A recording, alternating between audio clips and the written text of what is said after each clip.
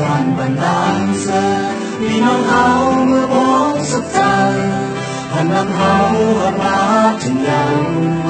ทำยิ้มยาวให้ลืมดังตุกยาวเจ้าเสือ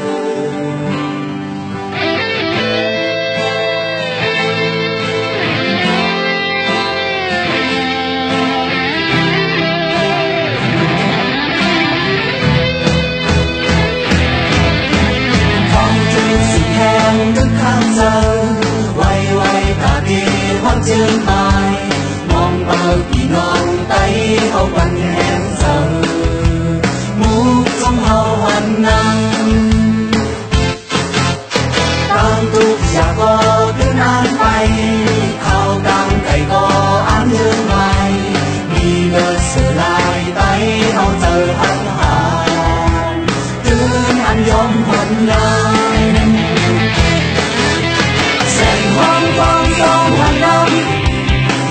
sơ trong sông hòn nam lòng tức lòng chỉ tam hàng giờ hơn hai đốt mưa bàn ngang sông hòn nam trò xưa ta trong tiếng hòn nam lòng suốt lòng này hơi đã chuyển hơn hai gió đi qua hòn nam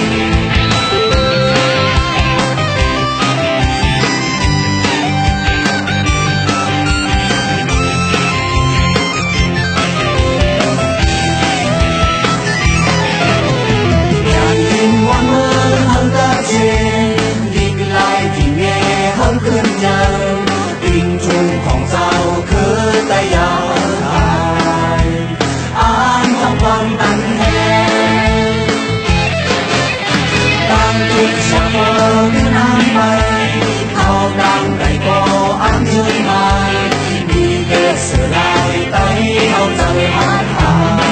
ยถึงอันยอมคนนั้นแสงของความจอมหันน้ำsơ trong sông hòn nam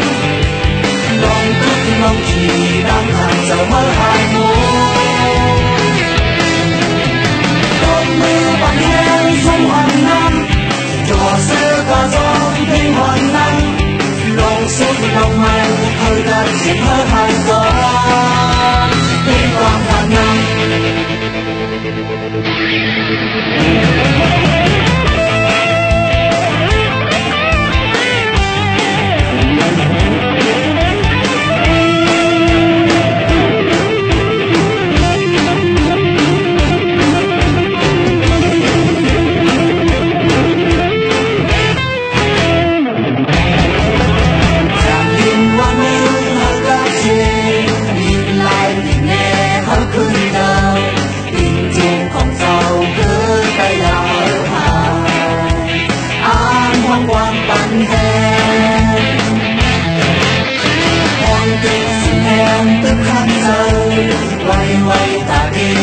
chương mai mong bay vì non bay hậu bằng em giờ muốn chung hậu bằng anh sành hông con trong hoàn năm trò sơ con chung hoàn năm lòng tốt lòng chỉ tam thẳng giờ hơ hai môn cơn mưa bàn ngang sông hoàn năm trò sơ ca trong tiếng hòn năm lòng suốt lòng mây hơi ta chuyển hâu hai gió đi quang hòn năm